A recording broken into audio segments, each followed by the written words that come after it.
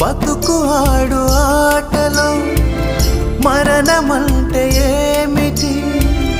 ఆటలోని అలుపు వంటి చిన్న మలుపులే జీవితాన్ని అందక జీవమెళ్ళిపోదులే,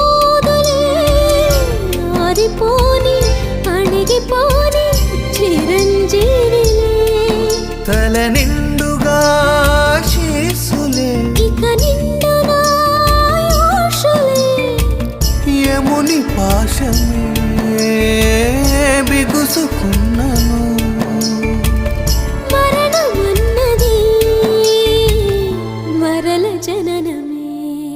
నిండు నూరేళ్ల సావాసం స్వర్గమయ్యింది వనవాసం. దండగుచ్చాను నా ప్రాణం